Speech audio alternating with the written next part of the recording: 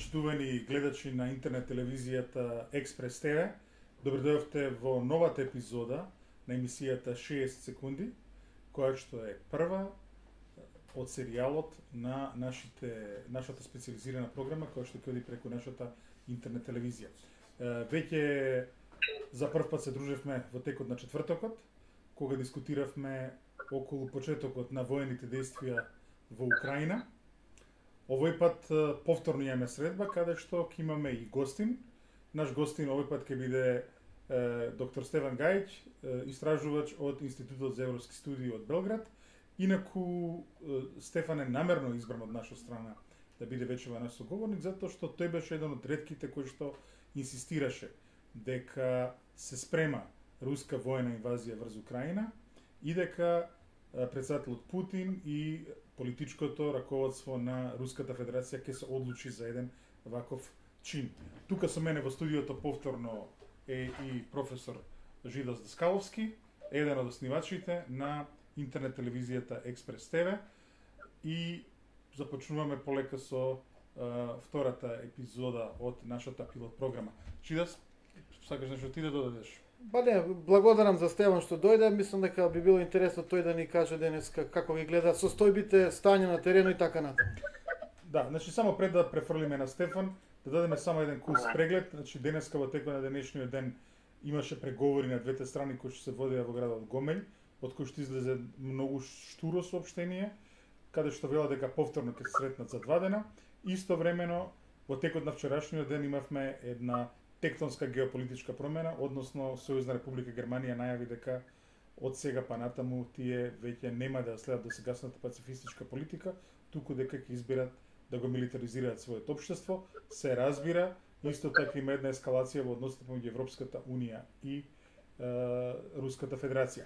Но, да не должиме, највеќе од времето ќе му посветиме нашиот гостин. Стеван, изволи, повели, кажи ни го твоето гледање, твоето гледиште на досегашното случување во Руската Федерација и во Украина. Овако, не знам одакле бих почeo, možda od kraja. Pomenuli ste upravo da je Nemačka se odlučila za ponovnu ozbiljnu militarizaciju, prvu za poslednjih skoro pa 80 godina, dakle od kraja Drugog svjetskog rata. Možda to nekome deluje kao iznenađenje, ali mislim da je ovaj plan postojao i pritom kada to kažem ne govorim o gledanju u kuglu ili nekakvim o nekakvim predviđanjima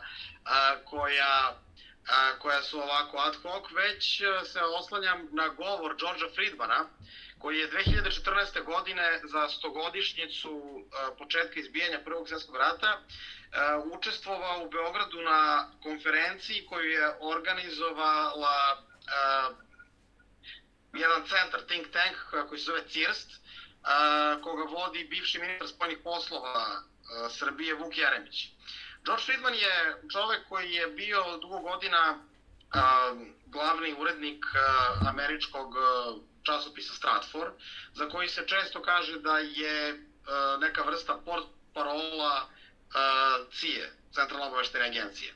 I Friedman je održao jedan fascinantan govor koji mogu i vaši gledalci da pogledaju, traje nekih 40 minuta i svaka reč je jako važna. Dakle, to je bilo vreme neposredno posle događaja u Krimu, dakle, prisjedinjenja Krima Rusiji ili povratak u Rusiju i posle događaja od 2. maja, dakle, konferencija se dešavala krajem maja, a 2. maja se desio masakr u Odesi, odnosno ukrajinski neonacisti su spalili oko 100, da kažemo, proruski orijentisanih građana Odese, koji su protestovali u domu sindikata toga grada.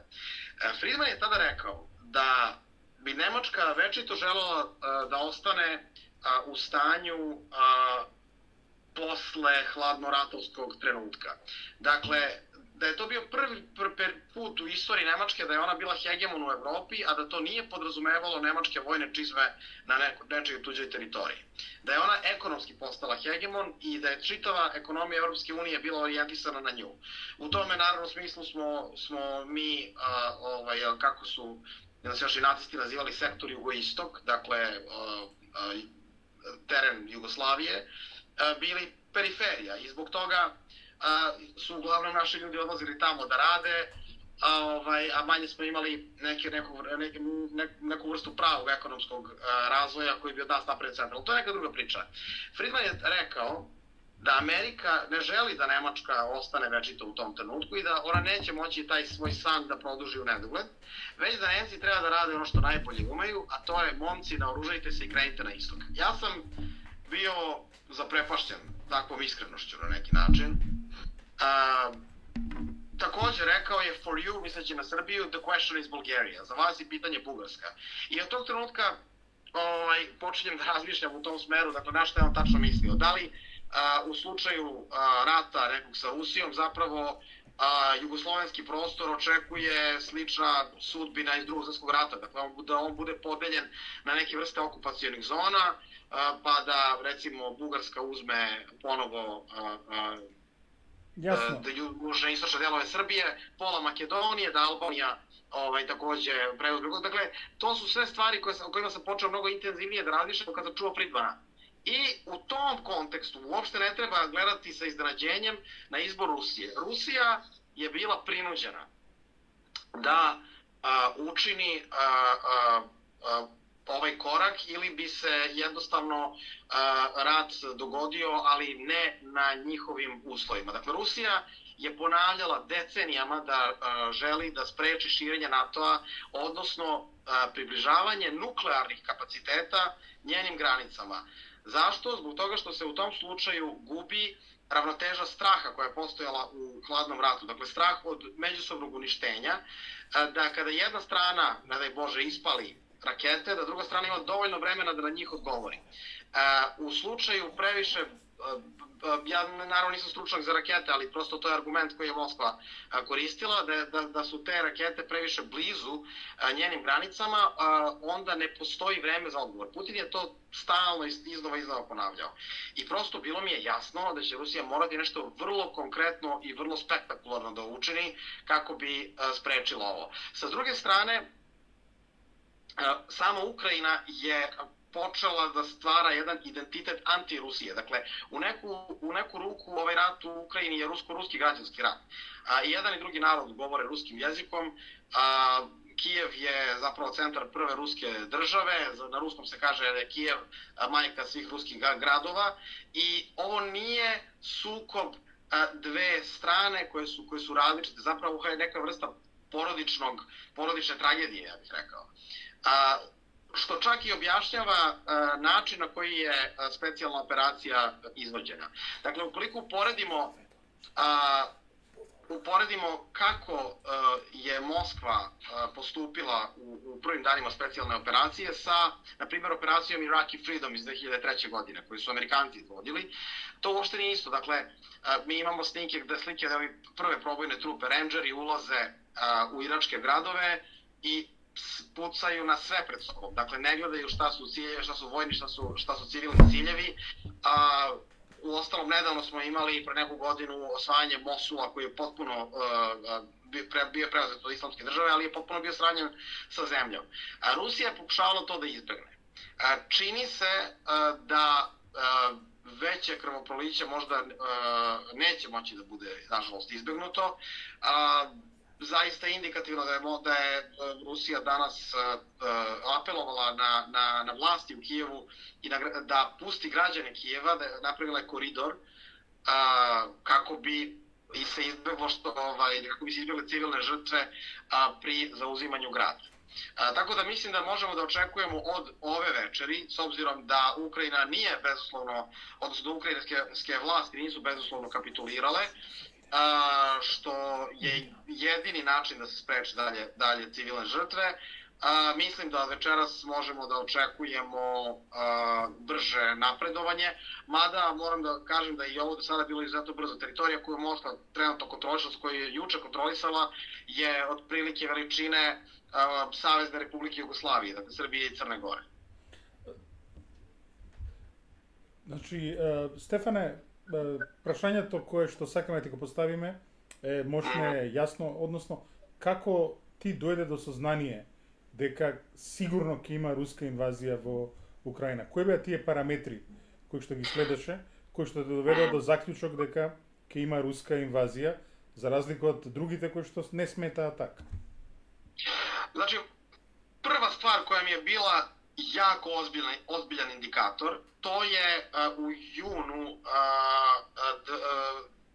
prošle godine, junu ili julu, ne mogu da se setim, nije ostalo mi toliko važno. Dakle, tokom leta se pojavio Putinov autorski članak, koji je veoma dugačak, u kome se iscrpno govori o tome da su, o istoriji Ukrajine je zapravo, ne bih čak rekao ni zajedničkoj istoriji, već se govori o istoriji ruskog naroda i o Ukrajini u tom kontekstu kao apsolutno neodvojivom delu Rusije i ruske istorije i kako je nastajala i na koji način su teritorije današnje Ukrajine, posebno čitav jugoistok, bile za vreme boljševika, odnosno Lenjina, predate Ukrajini i tako dalje. Dakle, vrlo se detaljno o tome govori i pomenuta je jedna reč, a to je da se od Ukrajine pravi anti-Rusija.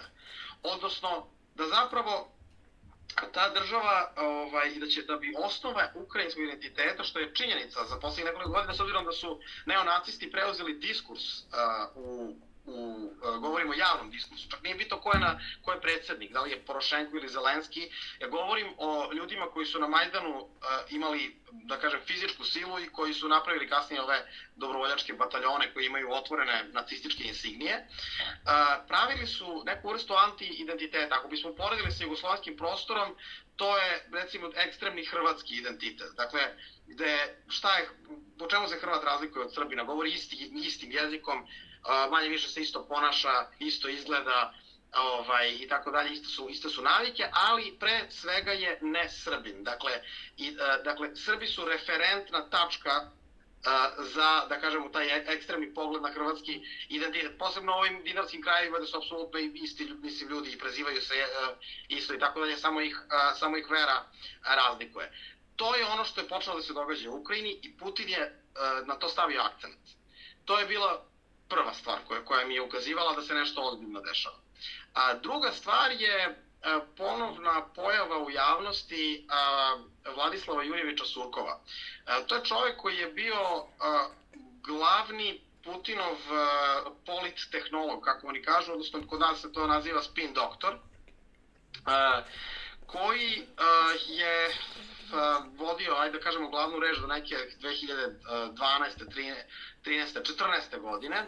U suštini, posle ukrajinskih događaja, on je polako odlazio u senku i za njega su govorili da je on bio odgovoran i za ukrajinske, da kažemo, procese, ili iz ruskog ugla,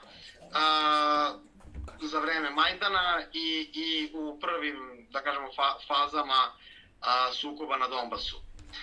On se pojavio sa jednim vrlo zanimljivim tekstom u kome je pisao da Rusija treba da... Mislim, tekst je onako u njegovom stilu, čovjek je dramaturg inače, jako zanimljiva ličnost, njega opisuje dobro Adam Curtis u filmu Hipernormalizacija, Hypernormalization, čak ga ima na YouTube-u, također mogu gledalci da ukucaju, traje oko 3 sata. I u tom filmu on opisuje njegovu ličnost i kako se on igrao sa politikom i sa pojmovima i napravio jednu vrstu nepredvidivosti. I zapravo da je bio jedna od ključnih ličnosti u stvaranju i medijske scene u Rusiji i čitavog sistema. Sve u svemu, on se ponovo pojavljuje i izlazi sa člankom u kome se pominje dve stvari. Izloženje haosa, i to je možda čak video ideju baš iz tog filma, zato što se u tom filmu pominje Saudijska Arabija u jednom drugom kontekstu, kako je ona izvozila haos, kako je izvozila ekstremne elemente da ti islamisti ne bi napadali saudijsku porodicu i rekli da ona nije, znači da bi porodica Saud ostala na vlasti. Onda su slali džihadiste u Afganistan prvo, u takozvani antisovjetski džihad, kako se to tada zvalo, u kome je učestvovao i Charlie Wilson, ima jedan čuveni film Charlie Wilson's War, ili koga zanima podrobnije ta tema, Steve Coll je napisao knjigu The Ghost Wars, Ratovi duhova. Dakle, taj izvoz haosa pominje Adam Gentis u filmu Hipernormalizacija, u kojoj pominje i Surkova. Tako da ja pretpostavljam da neko Surkovu rekao za taj film, da ga pominje i onda je možda pokupio tu ideju, jer dosta mi je zanimljivo da pominje u tekstu izvoženja haosa koje se takođe pominje ovde. I druga stvar koju je pomenuo, to je neumitno ujedinjenje ruskih zemalja. Zatim se ponovo pojavio na jednom podcastu sa gospodinom Borodajem, koji je bio jedan od lidera Novorusije, odnosno, ajde da kažemo, tog istočnog dela Ukrajine, proruskog, na samom početku, u vrlo opuštenoj atmosferi se pojavio i prosto, obično se taj čovjek ne pojavljuje tek tako, on nema više nikakvu formalnu funkciju, ali je njegova reč i njegovi postupci imaju težinu i uvek su nekakve posledice se dešavale posle. Čak se vezuje i neki događaj, ja o njima ne znam baš najbolje, ali pošto on žive u Abhaziji, da je čak i neki procesi politički u Abhaziji ovih godina koji su se dešavali vezuju se za njega. Tako da, kako imamo u vidu taj tekst koji se pojavio, zatim Surkovijevu pojavu i na kraju ove vojne vežbe koje su neobično dugo trajale, znači one su najavljene da traju dugo, čitava stvar me je na neki način podsjetila na događaje, na ponašanje Sjedinjenih država pred početak NATO agresije na Saveznu Republiku Jugoslaviju. Dakle, Rusija je dala svoje legitimne zahteve, ali je gotovo u startu bilo jasno da NATO neće biti voljan da na njih odgovori ni na koji način na koji bi to zadovoljilo Moskvu. Trupe su i dalje bile tu. Moskva je, dakle, bila nekakva, da kažemo, postala nekakva diplomatska inicijativa i način na koji su reagovale svetske sile takođe su dosta bile indikativne. Amerikanci i Britanci su jedva čekali da ovo krene, a Nemci i Francuzi su se najviše brinuli. Zbog čega? Zbog toga što se ovim zapravo sahranjuje Evropska unija kao geopolitički nezavistan činilac. Macronove ideje o stvaranju evropskih oružanih snaga padaju u vodu. NATO ponovo posle 30 godina lutanja dobija smisao. On ga zapravo nije nikad gubio. Samog osnivanja to je antisovjetski, odnosno antiruski savez. Samo nije imao protivnika. 30 godina nije postojao Varšavski. I ponovno je zapravo ovim omogućena američko-britanska, sada je Britanija slobodni strelac posle Brexita, kontrola nad evropskim kontinentom, vojna kontrola, u hladnoratovskom, da kažemo, stilu. Prosto dešava se podela Evrope, ponovo se neka vrsta zavese spušta, vidjet ćemo gde će biti granice te zavese, kako će one biti povučene i koliko dugo će ova kriza trajati, da li možemo nešto još veće da se izrodi. U svakom slučaju, mislim da Britanci i Amerikanci neće učestvovati u bilo kakvom ratu protiv Rusije u smislu direktno. Mislim, oni jesu zakuvali sve, ali da svoje vojske šalju, mislim da je to barem za sada isključeno. I jednostavno, svako je imao svoj interes. Rusija da nema tu anti-Rusiju pored sebe, kao izvor stalnih problema. Amerikanci i Britanci da nemaju Evropsku uniju koja pokušava da na neki način stvori drugi zapadni blok. Tu postoji još detalja, sukobi različitih interesa, dakle, francuskih i anglosaksonskih oko zapadne Afrike, vojni ugovori koji su prekinuti sa Australijom. Mislim, ne treba gledati, smarati tim, dosađivati tim detaljima. Suština je da je na ovaj način praktično stavljena američka šapa na zapadni deo Evrope. Nemačka je ponovo sebi pucala u nogu, treći put u istoriji. Dakle, ono što je geopolitička osnovna logika, to je da su Nemačka i Rusija uvek bile upućene jedna na drugu, ali uvek je postojala treća sila, ranije to bila Velika Britanija, koja je smetala ta vrsta približavanja i, nažalost, svet je imao dva svetska rata. Sada se dešava ovo. Još jedna bitna stvar je približavanje Rusije i Kine. Mislim da možemo očekivati, ajde da kažem, neću da to najavim, ali ne bih bio iznenađen da se dogodi skoro kineska, da kažem, intervencija ili opet specijalna operacija, ne znam kako će nazvati, za uspostavljanje teritorijalnog integriteta na čitavoj teritoriji Kine, kako ona definiše, odnosno praktično povratak Tajvana pod kinesku kontrolu. Juče je bila jedna zanimljiva izjava kineskog oficira koja se pojavila u tom smislu i pretnja Americi da slučajno ne pada na pamet da se meša u kineske poslove. Tako da u svakom slučaju prisustvujemo jednom preformatiranju geopolitičkom, pokušaj, vidjet ćemo da li uspešnom, stvaranja velikog kontinenta, velike Evroazije. Rusija i Kina nikada nisu bile bliže.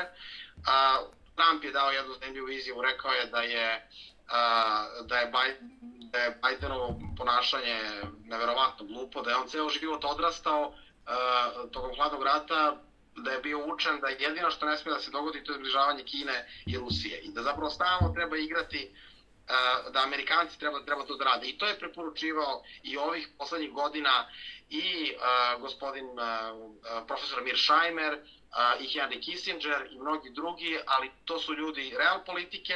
Nažalost, u ovom čitavom ludilu woke ideologije nije postojala uopšte želja da se slušaju ljudi koji razmišljaju na taj način o politici racionalno, već je jednako bio usmeren agresivan pristup i prema Rusiji i prema Kini, što je dovelo do njihovog zbližavanja. Dobro, Стефан, ти благодарам. Сега на овој вовет кој што го одржа. Инаку нашата емисија е малку подинамична, тоа мора да го кажеме, односно инсистираме после секое прашање да имаме само 60 секунди за одговор. Така што сега Супер, вовет е супер. Не, воведот беше одличен. Ги знаеме твоите позиции, ги следиме своите позиции. Сега продолжуваме во оваа рунда, ако можам така да ја наречам, на прашања и одговори, каде што ќе се трудиме да бидеме концизни. Па прво Жида се веќе започне во тој дел. Имам една провокација за Стеван. Во принцип, отприлика вака одат работите, Путин е готов. Тоа се гледа од причина што освојувањето на Украина или оние стратешки цели моди многу бавно. Украинците жестоко се борат, имаат многу загуби, меѓутоа не им паѓа духот. Веројатно руската армија и Путин веруваат дека ќе падне духот на украинците, меѓутоа гледаме дека тие прават и молотови коктели и така натаму. Тоа прво. Второ, светската јавност наполно се става на страна на Украина. Гледаме и во спорт, гледаме и во уметност, глумци и така натаму. Имате понатаму постојано ново праќање на оружје и најави на праќање на оружје, дури и така наречени ловци од страна на Западната алијанса. Понатаму имате ветување на разни доброволци, вклучително на некои структури кои што можеби се блиски на ИСИС. Значи имате и јавно кажано дека чеченците кои што се противници на Кадиров ќе одат да војуваат за Украина, имате сириски бизнисмен во Украина што најави праќање на трупи, Хрвати такоđe, да, Данска, Британија, сите даваат позитивни сигнали за доброволци да идат во Украина, што е ново за разлика од војната во Сирија. Она што е важно, санкциите се убитачни, рублјата падна скоро 30% денеска, замрзнати им се околу 50% до 60%, па некои велат и 65% од резервите на Руската централна девизните резерви на Руската централна банка. Кина, иако јавно даде поддршка, тука малку прави во врска со поддршката реална на Русија. Имате понатаму ситуација во руското општество, знам тоа ти дека го следиш и дека ќе можеш да скоментираш, дека многу блогери, дека многу јавни лица во самата Русија веќе зборуваат за мир. Имате руски спортисти кои што велат мир, така што деновите се бројат колку брзо може Путин да направи некаков удар во Украина, а провокацијата е дека тој е едноставно готов, од внатре ќе падне. Да, овако, dakle што се тиче брзине напредувања. Dakle, чувена шок and awe операција америчка kako je nazvana u Iraku, je daleko duže trajala. Dakle, za osvajanje Basre jedne, koji je manji grad, protiv iračke vojske koja je dosta bila heterogena i nesposobna i mnogo slabije naoružana i slabije motivisana od ukrajinske, Amerikancima i Britancima je trebalo 16 dana. I to se smatralo neverovatno brzom operacijom. Mi imamo jednu operaciju vojnu koja je potpuno bez presedana. Pritom, kažem, prvih nekoliko dana Rusi su, kako god to delovalo u ovom, da kažemo, zaglušujućoj propagandi, oni su kao po jajima hodali. Jer oni Ukrajince doživljavaju kao deo sopstvenog naroda. Oni zapravo štede i njihovu vojsku. Mislim da ne štede ove nacističke bataljone, ali vojsku štede i tekako i od početka i stalno ponavljaju poziv na predaju, da ti ljudi ne bi ginuli uzaludno u ratu koji ne mogu da dobiju. Harkov je za 4 dana, peta noć je sada, gotovo pao, isto se dešava sa Mariupoljem. Dakle, ti radovi su ili u okruženju ili delimično zauzeti. Ista stvar i sa Kijevom. Znači, Kijev, vjerojatno dok pričamo, upravo se dešavaju možda najžešće okršaji od samog početka. Tako da, sa vojnog aspekta, Rusija ide veoma brzo i njeni gubici uopšte nisu tako veliki, imajući u vidu koliko je ogromna operacija i s obzirom da se ne ponašaju kao Amerikanci. Dakle, imali smo masu primjera gde kao na Tiananmenu ljudi pokušaju da stanu ispred kolone, pa imate snimak kako kolona zaobilazi čoveka na putu, kako popuštaju ukrajinski civilni saobraćaj, ruski tenkovi, transporteri i ostalo. Zatim, nisu pokazivali slike, uopšte zabranjeno je bilo vojsci da pokazuju slike uništenja, jer nisu htjeli da provociraju dodatno javnost. Naravno, za 8 godina nije ni čudo da je Ukrajina se naoružala bolje, da je konsolidovana javnost, radikalizovana je u dobroj meri, tako da su te stvari bile manje ili više očekivane. Dobro, Stefane, Stevan, moram da te prekinem. Samиот факт дека Русија војува во Украина, дека поражавајќи, наравно, дека руската војска војува со украинската војска, е точно како што кажа, е поразителен, поражавајќи на српски. Како тоа го рационализираат и во Русија и во Украина? Следеќ, мислим, јас сам још 2013 Дали може да се рационализира воопшто? Još 2013. godine, kada je trajao Majdan, meni je bilo jasno da će da se dogodi građanski rat. I to sam napisao u jednom članku. Čim sam čuo ove slogane koji su se pojavili na Majdanu, tada samo od zapadnih Ukrajinaca, Moskovljane na noževe i tako te slične stvari, kako će komunisti da vise, to je sveštenik jedan greko-katoličke crkve govorio, kako će da vise na brezama i tako. Jedna, mislim, da kažemo, da uporedimo sa nama ustaška potpuno retorika, bilo mi je jasno da će se desiti građanski rat. Ono što sam ja smatrao je da je Rusija trebala 2014. da ona bi pre ili kasnije morala da se vojno okrene u tom prostoru, zato što u suprotnom neuspeh tu bi bio poguban za čitavu Rusiju. Zašto ne možeš politički? 2014. godine stanovništvo nije bilo kompletno, dakle, da kažemo, propagandno obrađeno, vrlo je drugačija bila scena. Vojska je bila mnogo slabija i nije znala kome da bude lojalna, jer se dogodio državni prevrat i imali smo i dalje predsjednika Janukovića negde u istočnim krajevima. Znači, situacija je bila mnogo nejasnija. Da su Rusi tada to uradili, verovatno, odnosno sigurno bi bilo mnogo manje razaranja, ne bi se bilo ovog odugovlačenja na Donbasu, gde je ukrajinska strana stalno bombardovala civilne ciljeve, naravno očekujući podršku sa zapada. Treća stvar koju Žido se mnogo pomenuo tačaka, pa zato onda idem po punktovima. Dakle, da, poražavajuće je svakako što se uopšte dešava, jer ovo jeste suštinski rusko-ruski građanski rat na neki način, samo što je sad na tom prostoru. Treća stvar, to je medijska podrška za zapada, propaganda, da, jedino oružje u kome je i dalje zapad superioran, to je diskurs. Dakle, i dalje gospodare diskursom, bez blama govore o međunarodnom pravu. Dakle, ono što godinama rukovodstvu koje god bilo u Srbiji govori vezano za Kosovo i Metohiju, teritorijalni integritet Srbije, a pre toga Savezne Republike Jugoslavije, sad odjednom oni koriste taj isti argument, potpuno ignorišući činjenicu da su i Putin i Lavrov i Zaharova pominjali upravo primer 99. i činjenice da je bez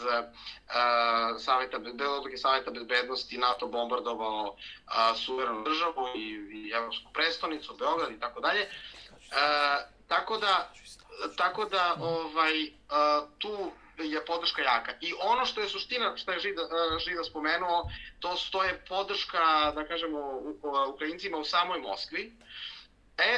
Tu možda dolazimo do onako jedne srži, ali jednog vrlo, u stvari najsloženijeg pitanja, koje dolazi u srž čitave ove priče, a to je ideološka konfuzija u ruskim zemljama i najšire ruskom svetu i još šire u postsovjetskom prostoru, koja je nastala posle komunizma.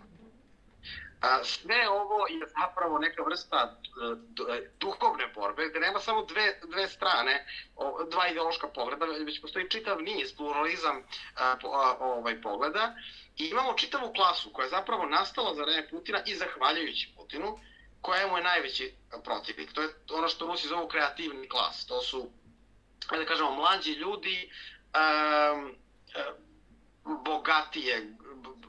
bogatiji mlađi ljudi raznih tehničkih obrazovanja, IT sektora i mnogih drugih da kažem savremenih zanimanja.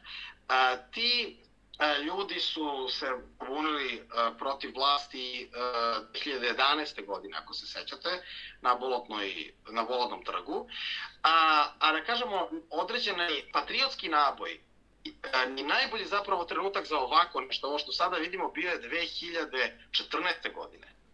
I tada je, to je ono što je nepoznato, dakle na zapadu se stalno priča o ruskoj agresiji, oni su mnogo agresiji i tako dalje. Rusi su neverovatno uzdržani. Čak i u ovoj akciji se pokazuje strašna uzdržanost. Pokušavam objektivno da sagledam ovo, a ne onako kako se to vidi sa televizije ili iz interneta. Dakle, o čemu se tu radi? 2014. je postojala kritična masa ruskih nacionalista, patriota, konzervativaca, različitih tokova, ali suštinski ruskih patriota, da se reši pitanje Ukrajine. I u Ukrajini je samoj postojao mnogo veća spremnost za to i mnogo veći naboj za tako nešto, za odgovor na agresivnost Majdana. Kada je takozvano rusko proleće preko medija u samoj Rusiji krenulo da se rebrandira kao krimsko proleće i da zapravo neće Odesa, Harkov i drugi gradovi da uđu u Rusiju na način na koji je to se desilo sa Krimom, to je izazvalo veliki revolt među patriotama u Rusiji i među ljudima koji su se u tom trenutku osjećali kao Rusi u samoj Ukrajini. Oni su se osjećali izdanima, a ukrajinski neonacisti su pobili na stotine ljudi, prosto na stotine ljudi je nestalo, o tome se ništa ne zna na zapadu i kod nas se ne zna, ali taj režim je stravične zločine napravio u tišini, dakle ne samo ono što znamo, i kada se sve to odigralo, masa Rusa su bili vrlo razočarani, ljuti i čak na neki način revoltirani do te mere da krenu da razmišljaju o sopstvenom identitetu na drugi način. Da kažu, Moskva nas je ostavila, izdali su nas, mi više nećemo s tim da imamo ništa. Tako da je i to veoma bitan faktor. Dakle, psihološki faktor je ovde jako važan. I vidjet ćemo šta će sa psihološkom borbom da se desi. Vojno će Rusija ovo rešiti. Ali što se tiče te činjenice i koliko će rusko društvo biti otporno na ovaj sada prvi žestoki udar i sankcija i propagande i tog psihološkog rata, to ćemo još da vidimo i mislim da je to možda i važnija pitanja. Znači, može bi ruskата proleta se pretvori u ruska zima. Možda naskoro spored ova što go zboruješ. Naravno da može, ali hoću da kažem, ovo je proces, pritom, moramo imati na umu da će da se dešavaju razne stvari u svetu. Da ukoliko uskoro Kina nešto uradi, deo pažnje će se preusmeriti tu. Krenuće procesi, dakle ovo je jedna od onih najopasnijih trenutaka u istoriji ljudskog roda kada se poredak menja. Mi ne znamo na što će ovo da ispadne, ko će da pobedi, ljudi imaju različite planove u startu. Mislim, ljudi imaju planove da, ne znam, kredit podignu, da naprave kuću i tako je, pa se onda nešto desi, pa ili zarade, pa zatvore kredit ranije, ili pa uđu u još veće probleme. Isto je i sa međunarodnim, ili slično sa međunarodnim odnosima. Dakle, svaka strana vidi neku svoju perspektivu i krajnju tačku, ali obično to bude kombinacija neka i neko ima više sreće, pameti i umeća. Neće sve da stoji. Dakle, postoji proces u Centralnoj Aziji. Rusiju posmatra i Centralna Azija. Kina gleda šta joj je činiti i na koji način da se postavi.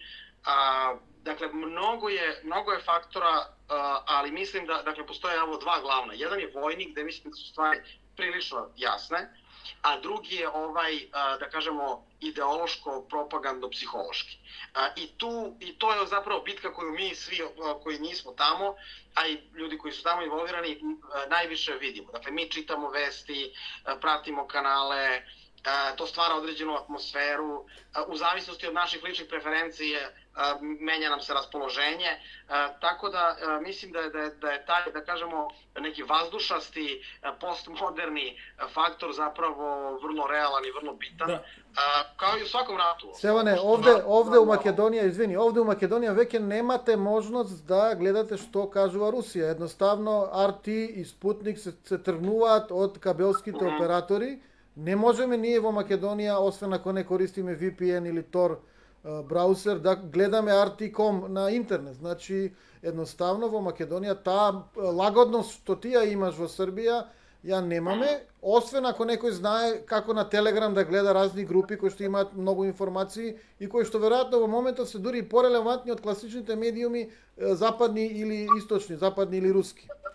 Dobro, Makedonija je bila od samoga početka pod čvršćom NATO čizmom.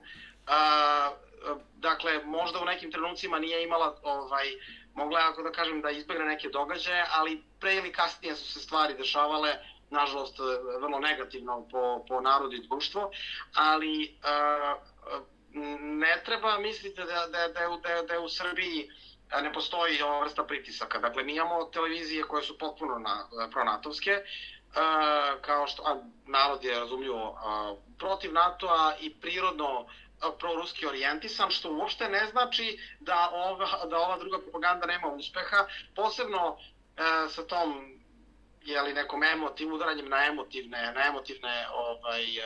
emotivnu komponentu ljudske ličnosti. Tako da, ja generalno mislim da će pritisak biti veći i na Balkanu, dakle, ne samo na Nemce i na Francuze, ali ono što je takođe činjenica to je da na Balkanu postoje i druge sile koje su i tekako zainteresovane i obrni okreni ponovo smo mi jedna od tih neuralgičnih tačaka geopolitike. Mi ranije od drugih čak i osetimo te vibracije i te neke vetrove koji tek dođu. Zato, evo... Stefan, во истиот овој контекст морам да те прашам, затоа што ти зборуваш руски, го следиш руското општество директно, како еден просечен информиран русин се информира за војната? И дали е добро информиран или пак и таму има страшни филтри кои што нормално се поставени од политичкиот режим кој што владее со Русија? Односно, како се информира еден просечен русин и што je тоа што доаѓа до него како информација од фронтот? Ovako, da kažemo, jednostavnija podela, sve je mnogo složenije, ali najjednostavnija to je na Moskvu i Sankt Peterburg i ostatak Rusije. Dakle, provincija podržava vlast i podržava i postupke vlasti. U gradovima je za sada, kako meni kažu prijatelji, raspoloženje 50-50. Za i protiv, a od tih 50, recimo, neki 1% je spreman da protestuje, da izlazi i tako dalje. Juče ili prekjuče u stvari je tužilaštvo uvelo, dakle podsjetilo je građanstvo na zakon o veleizdaji i rečeno je da svako ko podržava napore strane države dok traje rat protiv sopstvene države, čitaj Ukrajine, taj ko podržava Ukrajinu, dakle, na finansijski ili na bilo koji drugi način, bit će krivično odgovoran. Što znači da će verovatno nekih ljudi, za primer, da dobiju žestoku robiju i da se na taj način vlast pokuša da dovede u korak društvo čitavo. Dakle, u Rusiji je to na neki način i klasno pitanje. I to klasno pitanje je vezano i za način informisanja. Dakle, ljudi se uglavnom informišu, starije generacije preko televizora, a mlađi preko Telegram kanala. Ali radi se o tome da u zavisnosti opet od njihovih preferenciji pitanje koje će Telegram kanale da prate. Dakle, ja pratim zato što me prosto interesuje od najekstremno nacističkih ukrajinskih Telegram kanala preko nekih, da kažemo, mainstream ukrajinskih Telegram kanala do ruskih opozicionih, ruskih da kažem, koji su za vojsku, za vlast i tako dalje. I onda prosto pogledam sve te informacije, mada više ni ne mogu, to je tolika jedna količina informacija koja tu dolazi i tekstova i pokušavam zapravo da ukrštanjem tih različitih izvora, a posebno priča o istim događajima, dođem do neke vrste objektivne istine o tome šta se dešava na terenu. Вака, Стефан, како став сакам да кажем, затоа што ти си политолог како и мене, модерните нации се темелат на митови. Ние македонците го имаме и Линденското востание, вие србите го имате прво Караџорџе, Бојна Мишаро и така натаму. Значи понекогаш кратки случувања, на пример 27. март 41 година во Србија еден отпор кој што траеше неколку дена за време на 6 априлската војна е еден од најголемите ваши национални митови во моментов. Меѓутоа, нели сега руската војска со својата војна интервенција во Украина, нели тие сега создаваат нови приказни, нови митови, која што современата украинска нација утре за утре ќе ги користи како пример за хероизам, пример за државотворност, пример за херојство. Односно, дали со оваа интервенција на некој начин неповратно се прави расцеп помеѓу рускиот и украинскиот идентитет, кои што едно време беа малку пофлуидни? Svakako će ovo uticati. Zavisi koliko će uspešna da bude ruska akcija i koliko će uspešno posle toga, zapravo je smirivanje pozadine i ideološko-propagandni rat možda i važniji kasnije. Što se tiče same teritorije Ukrajine ili teritorija koje su Ukrajinci verovatno, odnosno ne svi, nego oni ko podržavaju vlast bi rekli okupirane, a Rusi novo oslobođene. Dakle, šta će da se dešava dan sutra na tim teritorijama sa stanovništvom, kako će s njim da se radi, to je jedna, kako da kažem, stvar. Kako će ta integracija da ide i da li će to stanovništvo na kraju prihvatiti stanje stvari i prihvatiti interpretaciju istorije, da kažemo, rusku. A ono što je činjenica i što će sigurno da ostane kao posledica, to je da će ukrajinska dijaspora poraste svakako i ona će biti večiti izvor neke vrste identiteta drugog, podrivanja na sličan način koji je Jugoslavija stalno imala problem pre svega sa ustaškom dijasporom, a onda i sa nekim drugim dijasporama koje su uticale na stanovništvo u državi i uticale na podrivanje sistema. Tako da svakako ovo ne može da ostane bez... Ако дозволиш да прекинам дијаспората, ја чува меморијата за државноста.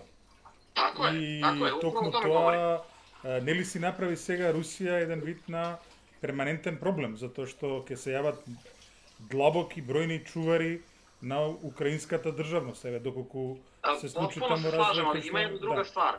И само во овој контекст, исто така, од скопска перспектива гледано, но следејќи ги меѓународните медиуми, исто така, председателот Зеленски освојува многу симпатии ширум светот со своето однесување и сметам дека сликата која што тоа гради за себе, која што Украина ја гради за него, која што западните медиуми градат за него, е слика со која што можне тешко се справува во моментов Русија, односно тие немаат одговор на на тоновите кои што доаѓаат од Киев, кои што може да се опишат со многу нешта, но не може да се опишат со еден вид на однесување кое што е како што и ти спомна, тие спомнуваат нацизам и така натаму.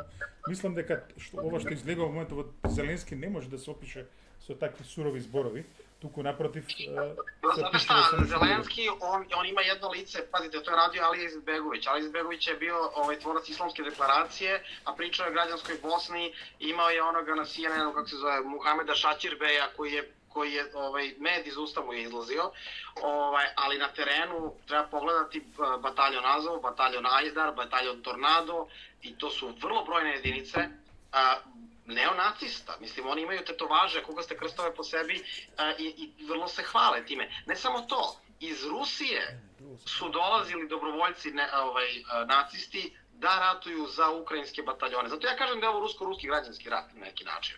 Znači, mnogo je dobrovoljaca iz Moskve, Pitera i ruskih gradova dolazilo da ratuje ovamo. A imate i primere zapadnih Ukrajinaca, grko-katolika, koji su opet iz ideoloških razloga odlazili na stranu Donbasa da ratuju protiv, ajde kažem, uslovno rečeno, ukrajinske strane. Ovaj sukob je vrlo složen i vrlo iznijansiran i tu postoji mnogo detalja, ali radi se o tome što je u vojsci, samoj vojsci Ukrajine je napravljen određeni komesarski sistem. Dakle, vi imate oficire zvanično i imate, kao što je partija u Crvenoj armiji za vreme revolucije imala političke komesare koji su suštinski važniji od oficira. Ovde su nacisti bukvalno, ja nemam prosto drugu reč, zato što to jesu i sami se identifikuju, zašto bih nekome uskratio pravo na samoidentifikaciju. Dakle, ti ljudi su oni koji dovode u red ostatak vojske. Imali smo primer, juče je, ili prekjuče, više ne mogu da se sećam, ovo mi je sve kao jedan dan postalo do informacija, 4 oficira ukrajinske vojske su bila likvidirana od ovih ljudi zbog toga što su hteli da polože oružje i da ne ginu dalje. Tako da ovde se zaista razne stvari може ли на Балкан да се вратим? Може ли на Балкан да се вратим? Имам тука уште една теза која што може би тебе ќе ти биде провокативна, а тоа е дека Србија е следна да падне. Во која смисла Србија е следна да падне?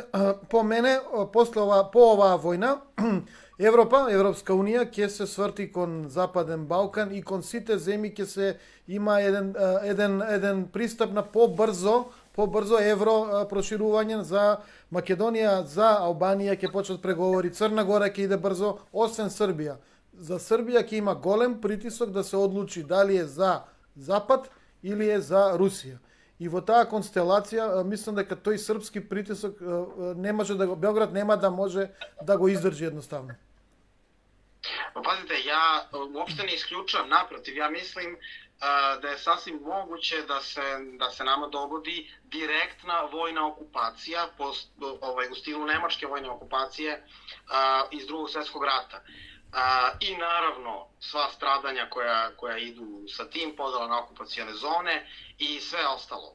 Prosto osjeća se ta tenzija. Ja vidim i po internetu albanske komentare iz Hrvatske, dakle iz Bosne i Hercegovine, opet se oštre noževi za naše vratove. Dakle, to je potpuno jasno.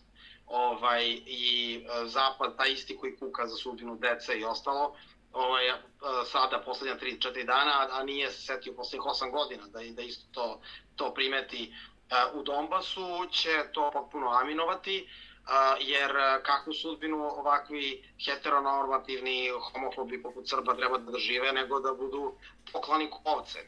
Tako da ja mislim se slažem sa time da smo mi na meti i da nas i tekako percipiraju kao neprijatelja, posebno toksični tipovi poput Karl Bildta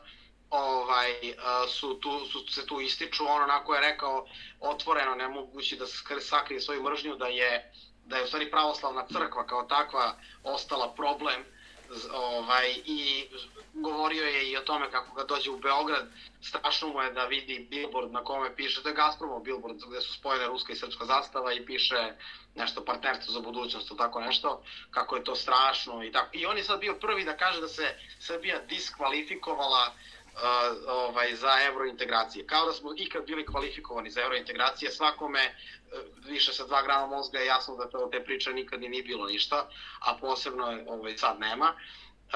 Mislim, nema ni za same Evropljane. A Evropska unija postaje, da kažemo, jedna vrsta NATO baze nego političkog projekta mira, pošto sad taj projekat mira izgleda Georgije. Ali hoću da kažem...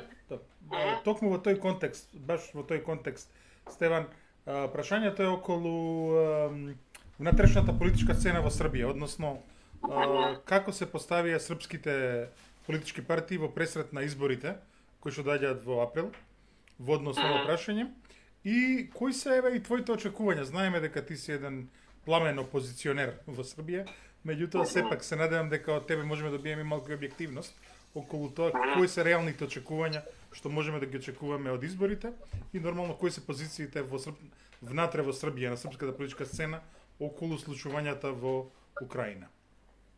Pa evo, baš kao plameniti opozicionar, ja sam prvi put javno, ozbiljno pohvalio vlast za neku stvar pre par dana i to u 2 ruska medija koje su oba veoma čitana. Ja sam takođe naglasio da to kažem kao neko ko je protivnik vlasti. A to je pozicija povodom situacije u Ukrajini. Dakle, naša vlast je nekoliko važnih tačaka iznela. Jedna je da neće uvoditi sankcije Rusiji, zato što bi to bilo potpuno samoubilački, posebno u kontekstu dolazećih predsjedničkih i parlamentarnih izbora. Druga tačka je da Srbija poštuje teritorijalni integritet Ukrajine na njenoj teritoriji u skladu sa međunarodnim pravom, jer poštujući međunarodno pravo mi poštujemo sopstveni suverenitet nad Kosovom i Metohijom u skladu sa rezolucijom 1244 i tako dalje. Dakle, to je stav koji je zapravo samo ponovljen, to nije ništa novo. Ono što jeste nov stav i on je zanimljiv, to je da se u kontekstu krize na istoku Evrope zaustavljaju, odnosno privremeno obustavljaju sve planirane vojne vežbe sa bilo kojom stranom zemljom ili savezom i tako dalje. S jedne strane to znači da se zaustavljaju, to je poruka Zapadu, vojne vežbe sa Rusijom i Belorusijom, mada ja ne znam kad bi oni stigli da vojne vežbaju, su malo zauzeti. A sa druge strane, to znači i da nema vojnih vežbi sa NATO zemljama, što je možda još i važnije. Jer bi možda pod firmom vojne vežbe mogle ovde nama da se pojave neke neobeležene trupe, neki hameri, i da odluče da ostanu tu. Dakle, prosto mislim da je to jedno hodanje po žiletu, naravno, i znao sam da će na zapad odmah da naiđe na osudu, jer kad pogledate mapu Evrope, jedina zemlja na pravoj strani istorije, jel tako? Je Srbija. Kao ono galsko selo iz Asterixa. Tako da, eto, pohvalio sam vlast. Što se tiče izbora, zanimljivo je da opozicija ne reaguje ni na koji, odnosno ima na Twitteru naravno ljudi. Ja mislim da je svaka vrsta osude Rusije je pucanje bukvalno sebi u nogu i postoje ljudi koji jednostavno to ne shvataju, koji godinama rade za Vučića time što ga mrze do koske. Ono što se u Srbiji zove druga Srbija, dakle ljudi koji mrze Vučića i u njemu vide nacionalistu. Postoje oni ljudi koji ne vole Vučića, ali u njemu vide natovca, kojima dugo sam pripadam, samo što sada je onako malo komplikovano i njemu da nastavi sa tom NATO politikom, s obzirom da se baš poklopila sa izborima. Ovo sve, ovaj uragan u Evropi dolazi u kontekstu potpuno jednog ludila u samoj Srbiji, gde imamo nerešene afere, Jovanjica na plantaža marihuane, veze kriminalaca sa vlašću, ovaj čitav klan, kako se zove, Belivukov i njihovo svirepa ubistva po podrumima u okolini Beograda, znači ubistva raznih ljudi nerazrešena, ta suđenja koja se večito odlažu zato što bi oni mogli ko zna šta da kažu i na koji način da kompromituju ljude na vlasti. Zatim, da ne govorimo o ovom klasičnom prirodnom kriminalu i ostalim stvarima koji je i vama dobro poznat, u svim garniturama. Ne, samo ti kažem, dobro nije poznati ova aferina vlasta so firmi so marihuana, aferina vlasta so kriminalni klanovi, so тоа što ne bi bilo lošo vašите organi da проверат криминалните кланови во Србија да не добили македонски пасоши, затоа што вдека избе една голема афера дека огромен број на криминалци од ширум светот добиле на мистериозен начин пасоши од Македонија. А zato što ta Moravsko-Vardarska dolina je toliko povezana u svakom pogledu geografski, tako da mislim da si biljke povezuju, ta flora i fauna. Јас мислам дека целиот постјугословенски простор има некои слични политичка флора и фауна. Меѓутоа, српската опозиција нема став во однос на Русија и на Украина или нема јавен став? Nema javan stav, ali ja mislim da ona nema homogen stav. Dakle, prosto mislim da će mainstream stav opozicije u suštini, ako je imalo mozga imaju, a mislim da imaju i mislim da to generalno jeste njihova pozicija. Dakle, govorim o predsjedničkom kandidatu Ponošu, verovatno Vuku Jeremiću, toj grupaciji.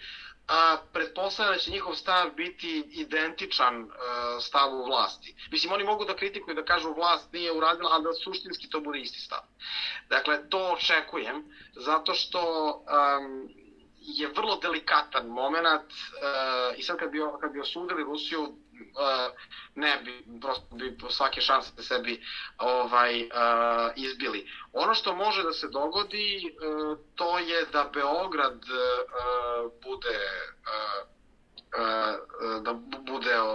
da ga opozicija okupira ili da padne kao Mariupolj u ruke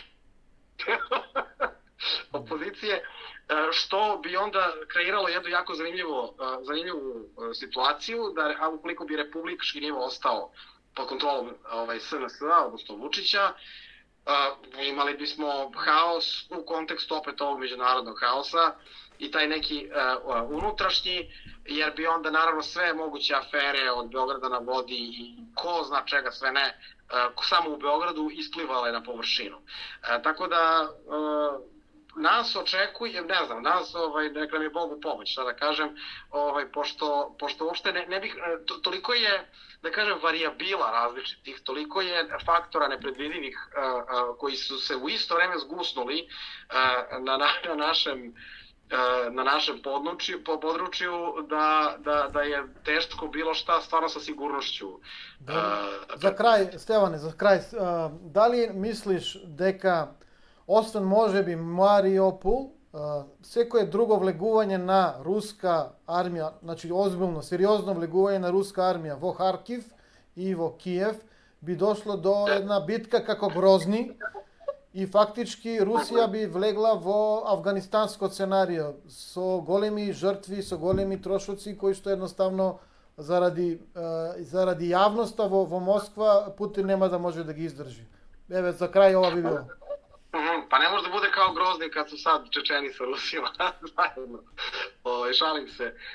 Pa mislim da će ovih dana, mislim, objektivno govoreći, vojno rečeno, ovo je briljantna akcija i teritorija koja je već zauzeta u sve ove faktore je ogromna i način na koji se ovo je potpuno neki novi način ratovanja sa desantima unutrašnjosti bez gledanja na pozadinu, sa upadanjem, zauzimanjem strateških komunikacija. Dakle, Rusija je uništila 95% PVO sistema, čitavu flotu i gotovo sve komunikacije, komandne centre i skladišta naoružanja, većinu njih u prvih bukvalno 5 minuta akcije. Dakle, to je nešto što, evo primjer radi, NATO je nas bombardovao 78 dana, uništili su nam 14 tenkova i oklopnih vozila za svo to vreme. Kad su vidjeli kolonu sa Kosova kako se vraća, nisu znali šta ih je snašlo. Uništili su nekoliko aviona samo u vazduhu i na pistama. Znači, prosto ta i na mnogo manjoj teritoriji kampanja za mnogo duže vremena do sada je daleko manje uspeha pokazala. Pritom još Rusi, kao što kažem, štede. Dakle, oni su mogli da naprave ono što ne zovem jasarupku, da naprave zaista potpuni masakar, što će možda večeras da se desi, nažalost, zbog neuspeha, odnosno zbog toga što na sličan način na koji Amerikanci su Aliju Izetbegovića terali da uđe u krvoproliće posle Lisabonskog pokušaja mira u Bosni, tako sada guraju Zelenskog da gurne ja bih rekao 2 vrste Rusa u krvoproliće kako bi večito bila mržnja među njima. Mislim što nam generalno vekovima radi Zapad, Austro-Ugarska i Vatikan i tako dalje, ali to je neka druga priča. Deli nas i svađa na različite načine, posebno pravoslavne Slovene. I mislim da je, dakle, što se vojne tačke tiče, da će to biti rečeno. I samo da ispravim, nije Harkiv nego Harkov, što će vjerojatno da bude... A ne, Harkiv ukrajinski, koje poštoljaju. Pošto već se menjaju table, inače, svuda gde ruska vojska dođe. I naravno da ne zaboravimo narodne milicije Luganske i Donjinske narodne republike. Ja se podržavam teritorijalnosti na Ukrajinu, Ukrajinska je zemlja kako svi drugi ima pravo da postoji, Harkiv je Harkiv, kako što Lviv je Lviv, no bez razlika. Okay. Без разлика. Значи, почитувани, прво би сакал да му се заблагодарам на професорот Гајич, кој што ни се јави преку видеолинк од Белград денеска. Почитувани гледачи на нашата интернет телевизија Експрес ТВ. Ова беше втората пилот епизода на емисијата 60 секунди. Како по обичај, ние сакаме да ви покажеме аналитички гледишта, ние сакаме да ви покажеме продлабочени гледишта, ние сакаме да ви покажеме една перспектива која што доаѓа од луѓето кои што имаат реално продлабочено знаење од односите поврзани со темите на денот. Денеска, не само денеска, туку целиот изминат период, овие 5 дена, тема на денот е руската инвазија на Украина. Почнавме во четвртокот со нашата прва емисија, сега продолжуваме со нашата втора емисија. Во идниот период, преку нашето студио, ќе се погрижиме да ви дадеме перспектива од сите можни страни на судирот, со цел да можете да донесете соодветен заклучок и да можете да бидете соодветно информирани за сите нешта кои што се поврзани со првиот огромен судир во постсоветскиот простор по распадот на Советскиот сојуз. Почитувани гледачи, тоа беше интернет телевизијата Експрес ТВ и емисијата 60 секунди, каде што и вечерва ваши водители беа Ивица Буцевски и Джиле Скалски. До следното гледање.